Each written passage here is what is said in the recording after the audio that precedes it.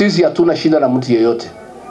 Na tungetaka kuambia mkuu ya majeshi General Kahariri, wewe mtoto wetu wa nyumbani, please, the military is a respected organization in this country because it has conducted itself professionally since independence, and is the only institution that the people of Kenya trust.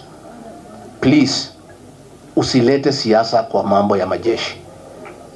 Majeshi kazi yao ni kulinda Kenya from external enemies, and that is the work of the military. So wewe usiingizwe kwa mambo ya siasa ya William Ruto.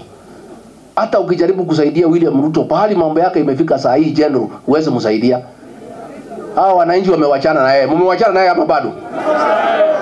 There is no way you can help him.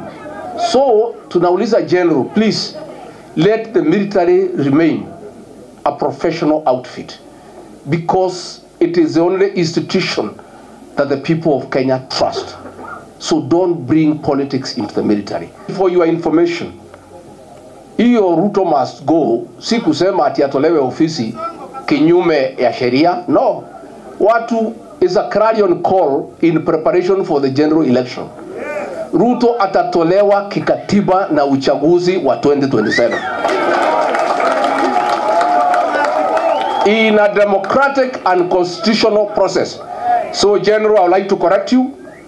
That call of Ruto must go is just a preparation, ni rehearsal. Watu wanafanya kujikubu. So don't tell us that is unconstitutional. No. Nobody is saying William Ruto atolewe kwa kiti outside the law.